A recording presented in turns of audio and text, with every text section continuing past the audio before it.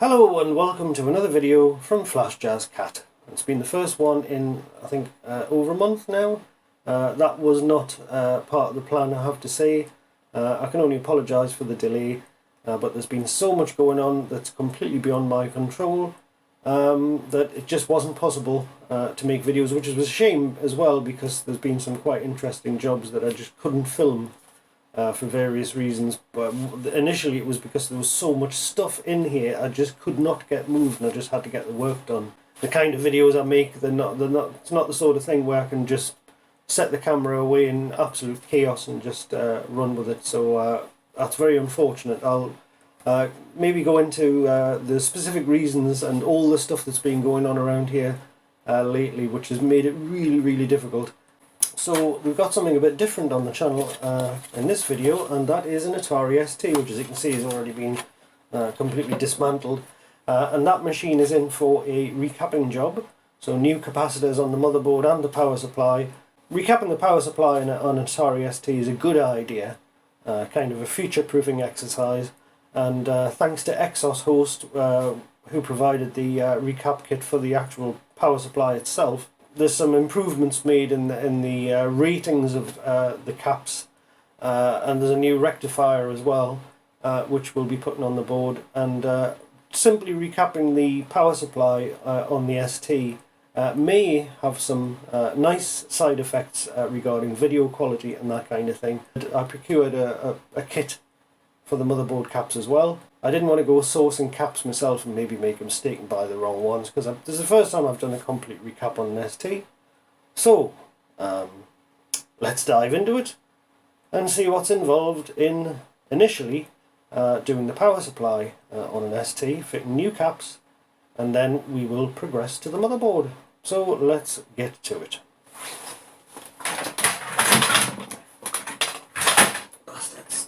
As you can see, we have an Atari 520 ST. It's actually a 520 STE. This has been here for quite a while actually. I've been waiting for parts for the thing. It's in for a recapping. A power supply recap can do a lot of good. If you look at the screen actually, there's a few issues with STs that we can probably have a look at and maybe rectify. We've got a bit of a ghosting issue here on the screen, as you can probably see, but the point being that improvements we can make in the power delivery section of the board with nice new capacitors will hopefully help to avoid video issues, and of course the dimming that we also sometimes get with apparently, I think Jürgen said it was the older 12 volt supply floppy drives. You may notice when you turn an ST on, sometimes when it accesses the drive you get some strange effects on the screen. I've certainly seen that before. So perhaps we could end up rectifying that, or looking into it as a separate process.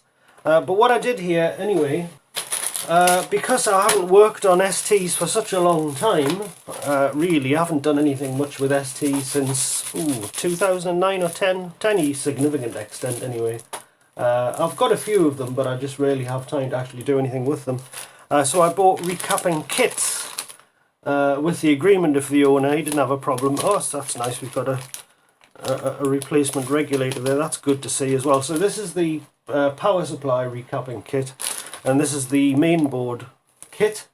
So I figured keep it simple and buy the kits. The owner was perfectly happy to pay for them as well. Oh, he will do when it's all done, and that'll keep us out of trouble. We've also got a new CPU for this machine as well.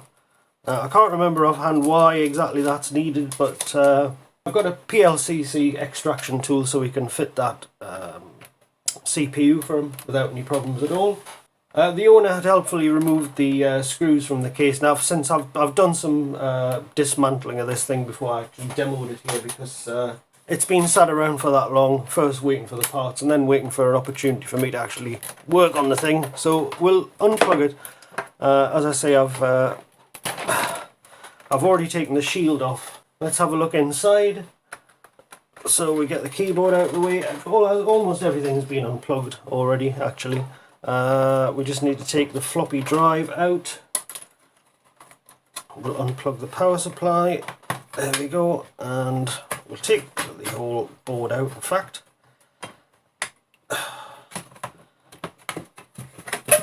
And just dispense with the case and put this to one side. There we go. Right, so we zoomed in a little bit now because we've got the huge case out of the way, and they really are big machines, these. Just got to try and remember how this back shielding comes off. Try not to blow myself up as well while I'm about it. There we go, that's the power supply out, so let's put that to one side as well. Get this shielding off the back. There we go. Oh, and there's a bag. I've put all the screws in a little bag there rather nicely when I took it apart. So let's get the bottom shield off. Do I have to undo any screws or anything at the back here? Oh yes, of course I do. There we are, so finally that's everything out. I remember this being an absolute nightmare to get apart. Actually, that did kind of work a bit, actually. Putting some WD-40 inside of these things and then just leaving it for a while. It has kind of released them a bit, which is good. There's not really anything to push on with these ones, so I think we're going to have to go in from the back here, the screwdriver. Ah, tough. Yeah, the WD-40 definitely helped there. And finally, we are free of the shield. Alright, so this is the motherboard of the Atari STE. I swear to God. I swear to God, I make a video, the phone goes. Oh. Hello? Alright, I thought we could start by doing the power supply, because this is probably the most important recapping operation on the ST. Through doing this that we're most likely to see improvements in things like video. So we need to take off this back plate. Hopefully I won't blow myself up with any residual charge in the capacitors. I'm trying my best to avoid this. I'll just put my glasses back on. And yeah, it's taken me several hours to get this far with this video, because Windows 10 spontaneously decided to just throw away the driver for Camera 2, which is the Logitech webcam. The overhead camera, this one here, is actually a smartphone using the excellent Droid Cam OBS plugin and app. Very good indeed.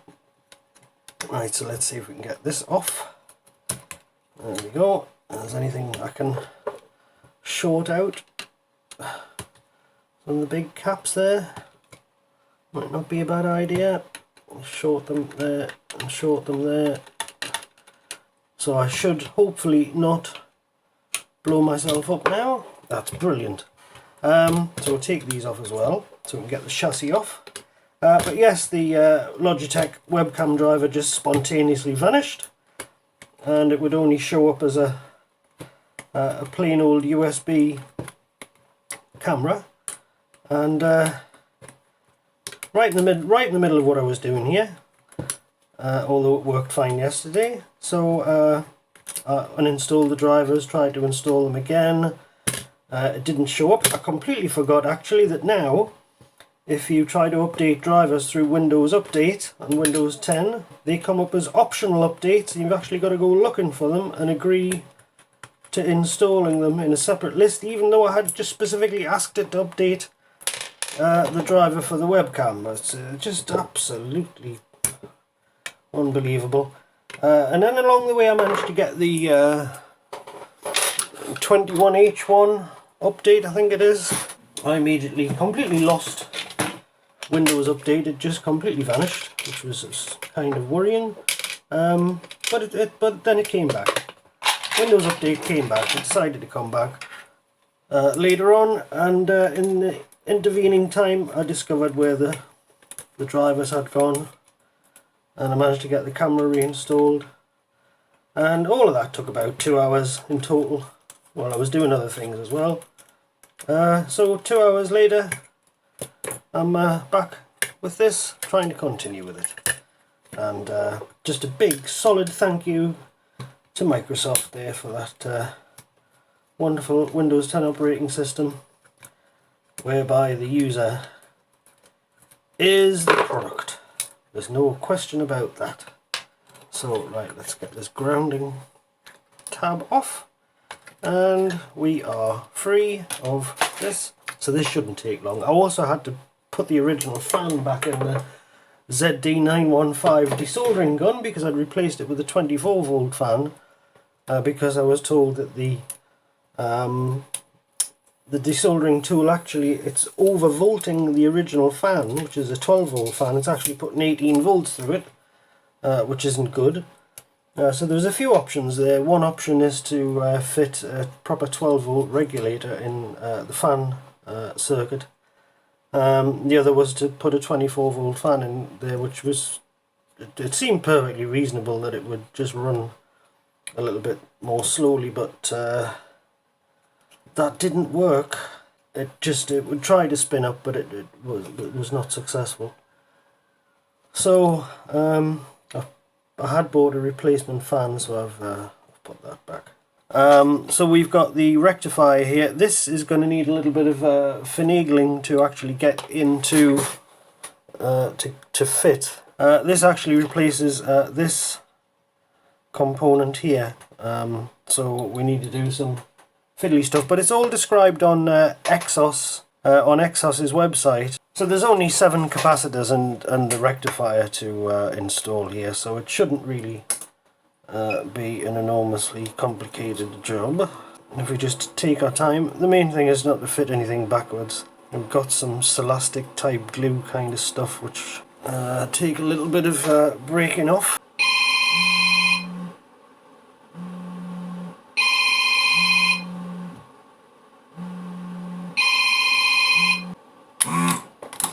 Now of course the great thing about this is that there's such a complete lack of airflow over on the top side of the board that it's actually impossible to draw out the solder here. So I think what we're going to have to do is just persuade them off. I could use a bit of wick, of course. Let's give that a try. Oh, we're on quite a large ground plane here. It's going to be fun. Oh, there we go. Let's come off. The other one going to be as easy.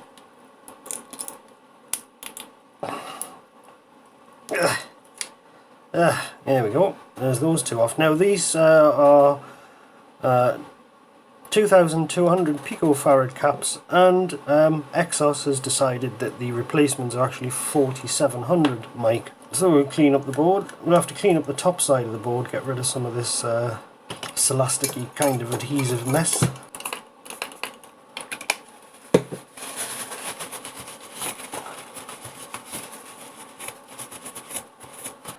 Right, that looks clean enough to actually fit something into, so let's get our caps. Minus at the front. These are both the same. No problem there. Just bend those legs a little bit so they're just held in nicely.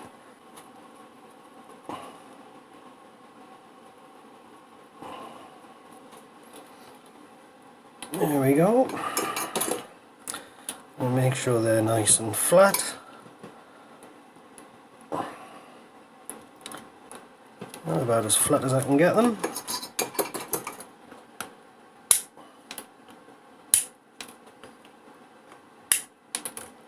So that's the first two done. There we go. And another 5 to go, so we'll speed through them.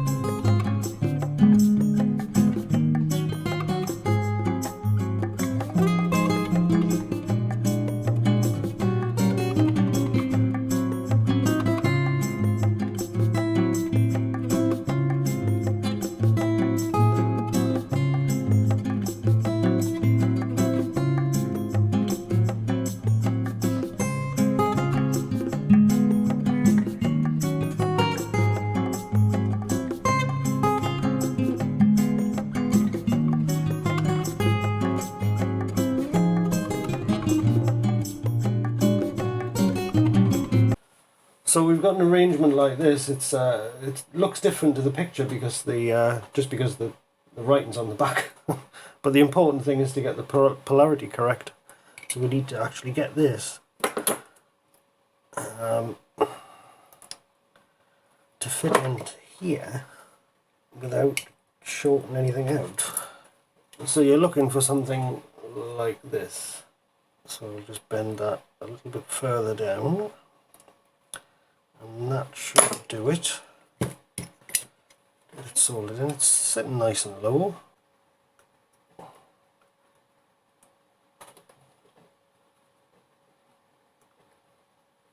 So there's our completed recapped power supply board with the rectifier there, jerry rigged into position.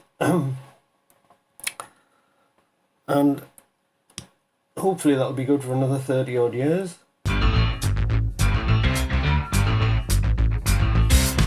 Do you have an Atari 8-bit computer that doesn't work, or a 16-bit computer that doesn't work?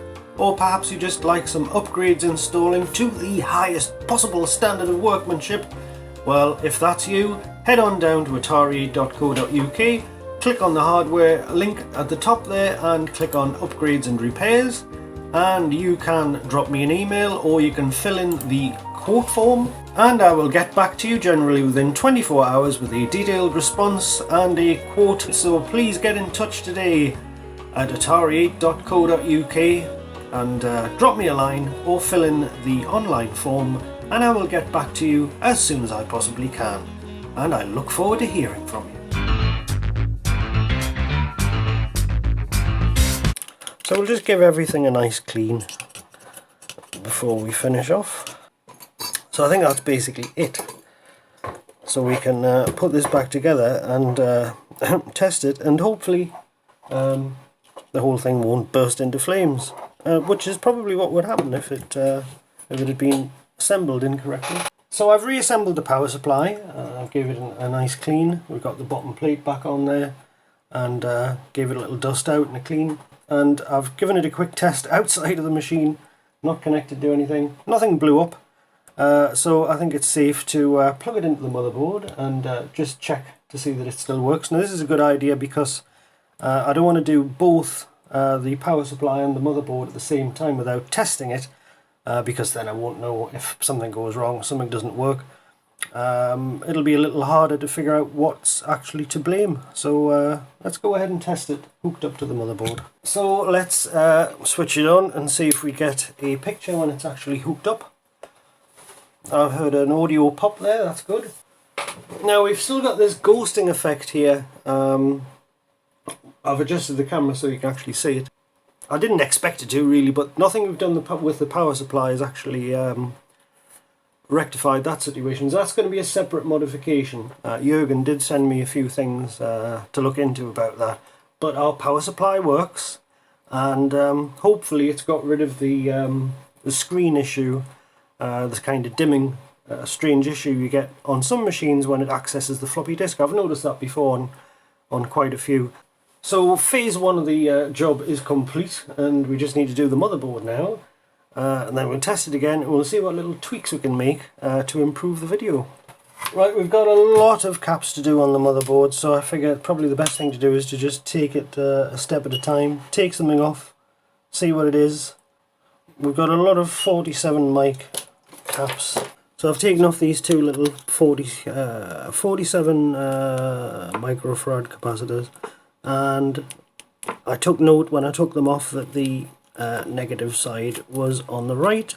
But if you do get confused, handy little hint, the square pad is the positive pad, so even if we did get confused, we've got that little reference. And the replacement caps are a little bit shorter, a little bit more stumpy than the other ones, but they're just going to pop in there just like so. So I'll have to zoom out a bit because I can't actually do the job with the camera this close in, but I'll give you a quick overview of what's going on. But it's basically a repetitive task of just take out part, put in like part.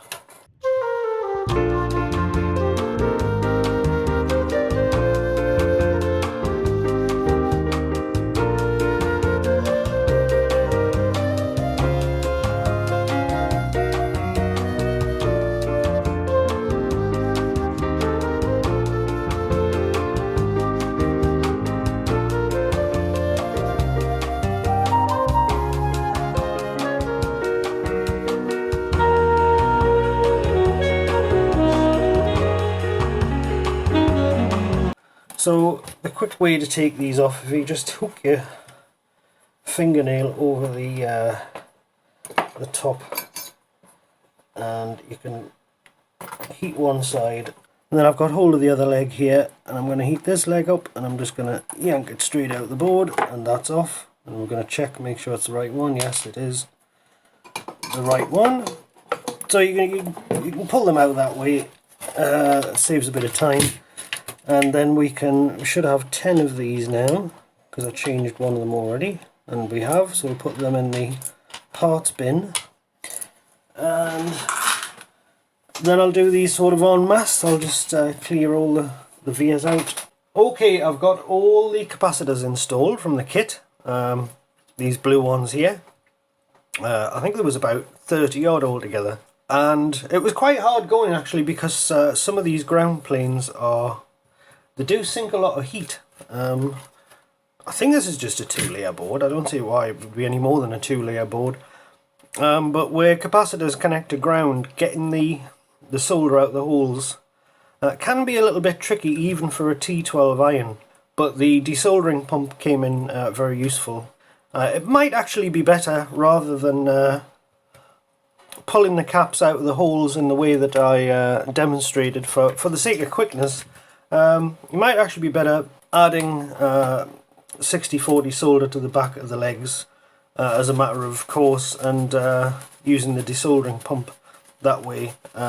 It might take a little bit longer, but what you will hopefully end up with is clear holes when the component is actually lifted out, rather than a build-up of solder. But it doesn't make any difference at the end of the day.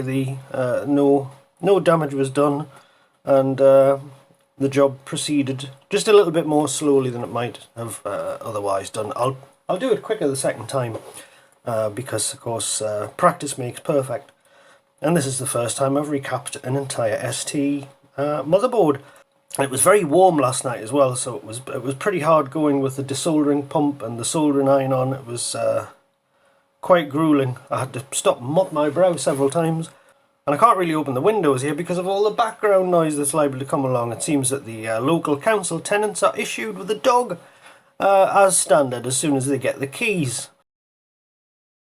So this is done. It's actually also got a new CPU here, courtesy of Microhut.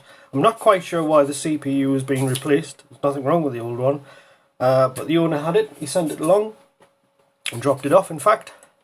So the CPU's been switched out. So anyway, we'll give this a test. We've already tested the power supply with the old unrecapped board, but let's test the recapped board. Okay, so let's power it on carefully. I don't want to blow myself up. See what we get. Let's have a look at the monitor. Are we getting any drive activity? The drive is trying to seek. That's good. Right, so there's the desktop. So it's picked the floppy up, and we've still got the ghosting here, unfortunately. That's a bit of a shame. You can see this smearing up the top here, and it's actually visible on the desktop background, more so than it is on the camera.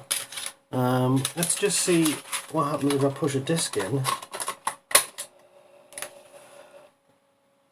Well, the screen didn't dim. That's good news. Let's try power off again and power up. Just want to see if the disk drive causes any weird screen effects. Right, so we've got motor activity.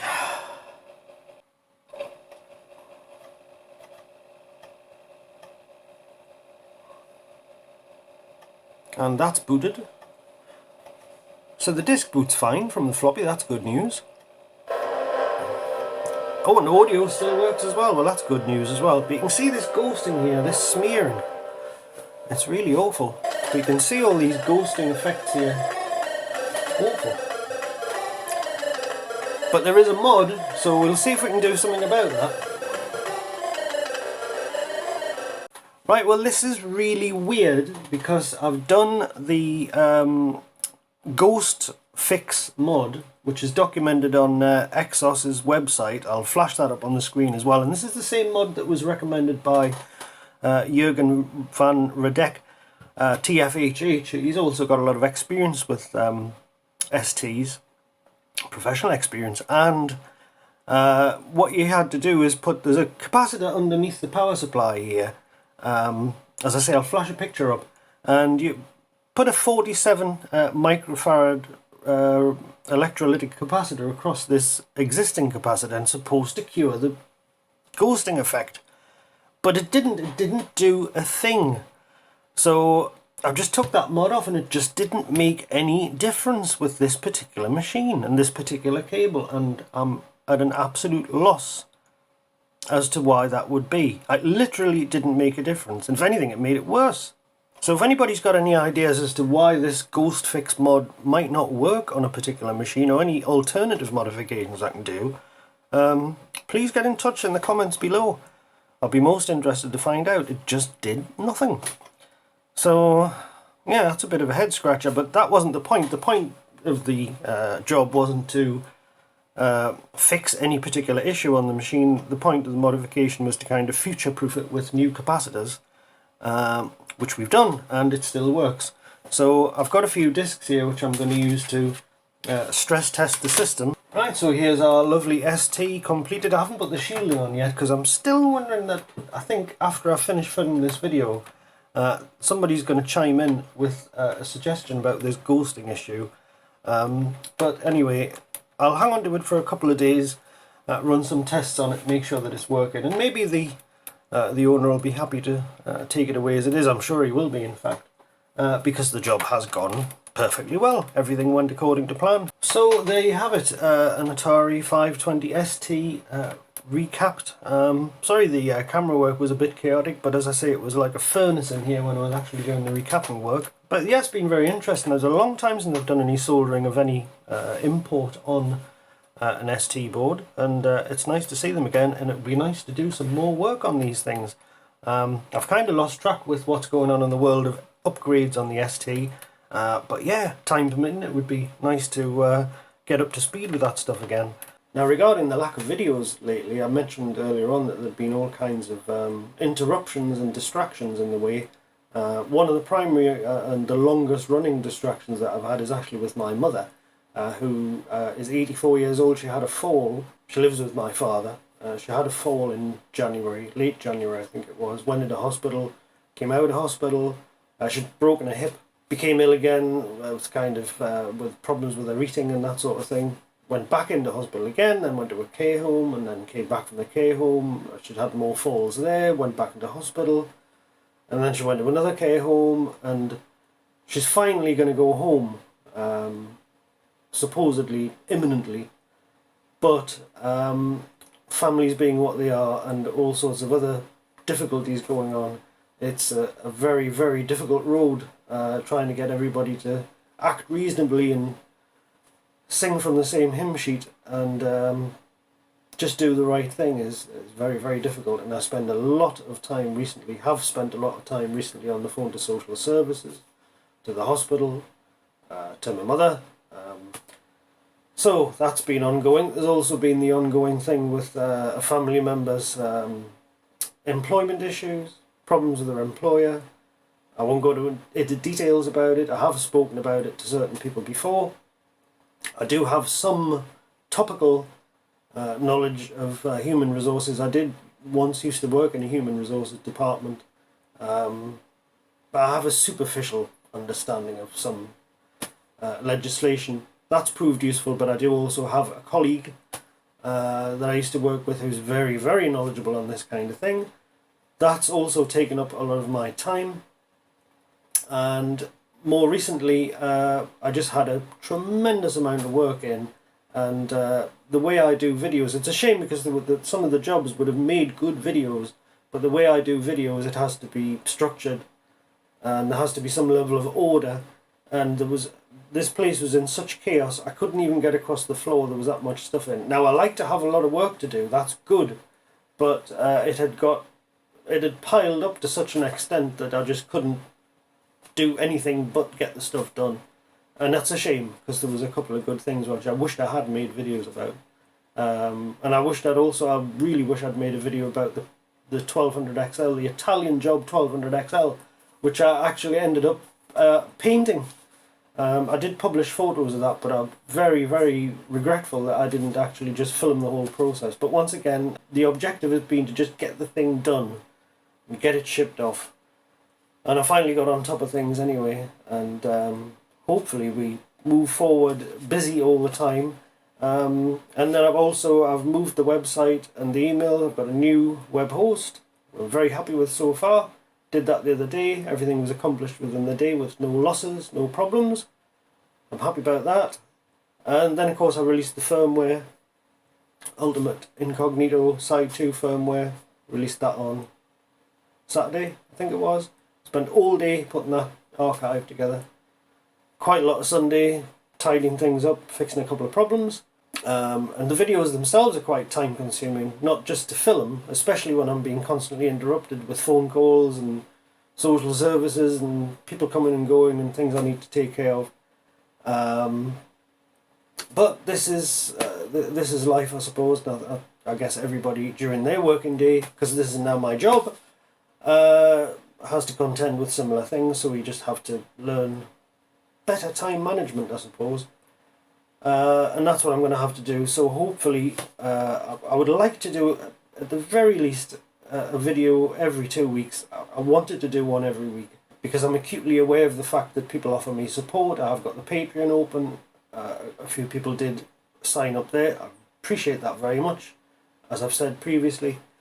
So it really makes me uncomfortable when I have just a long stretch of time where nothing was published. It really, really bothers me. I did put a post on the channel explaining what was going on, and I thank everybody who sent in donations in the wake of the firmware release the other day. That is hugely appreciated and very motivational. I'm hugely motivated, but I've kind of created a bit of a monster where I've got twice as much work as I had before, which is good, but yes, it's just learning how to handle it. So, thank you very much for watching. If you enjoyed the video and you enjoy the channel, please subscribe.